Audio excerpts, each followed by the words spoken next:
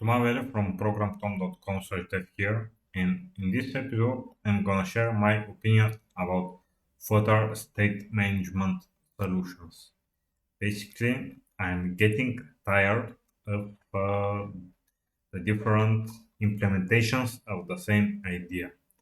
No matter if you are using Get, the Get package that has a global, I mean Get Hicks.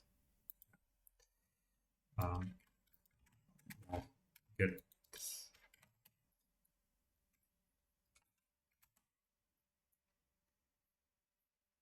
No matter if you're using the get Hicks package or you're using provider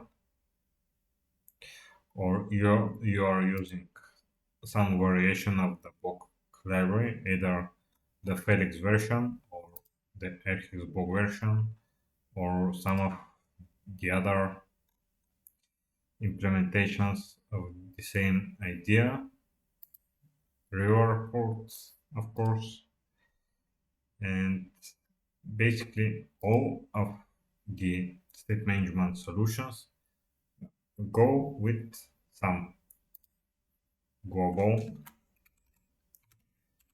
DI, global space where there are definition of services and repository system and data access utilities that are common to more than one screen. Ideally, that are used across multiple screens, across multiple super functionalities, and so every app has some global dependency injection of small components that are testable and isolated from the Flutter engine, and so they are injected at the root of the dependency tree of the Flutter app. And each dependency injection system, each state management system has a local DI where it tries to minimize the the items that are in the tree in a single moment. So every screen has some local DI and of course some local DI, some local view, and sometimes these views are entire screens and sometimes they are just some portion of the screen, and there is also some local controller. You could call it controller block or service, or yeah, there are a million ways this could be named. And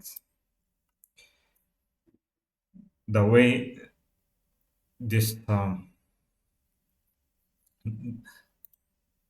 the way items communicate between each other is done in most cases via the global DI, some component that is global, or sometimes some component is a part of some other component. So it is implemented with being a sub elements in the tree, sub nodes in the tree. So this way,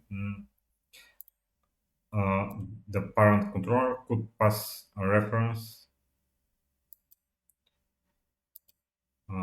could pass a reference to the client. So you could call some business logic update directly but this approach is generally not recommended, and the most popular way I've seen is with some global item. It may be global provider, global coordinator that has uh, like it has it is something like port. The coordinator has some address that is intended to accept. It's like a protocol. It is a location where only a certain type of request could come, and it will be processed. And to this coordinator, some other type of component could match the consumer part. So basically, the coordinator is implementation of producer and consumer design pattern.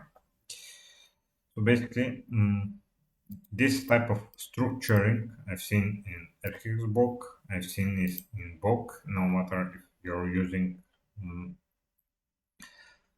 simple qubits.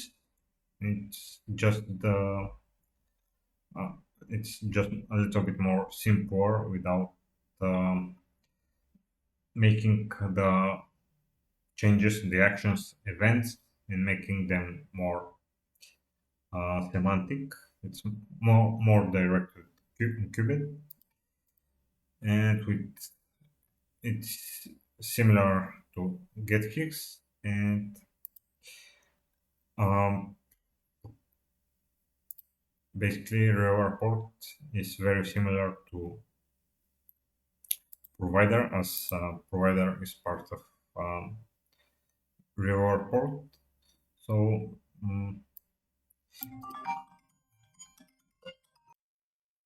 so at the end, one is getting overwhelmed with yet another state management solution that implements the same idea, just with a different syntax and different structuring and different best practices. And and this is taking way too much time, and I don't see any value getting into all of them at one point, because it is reinventing the wheel endlessly.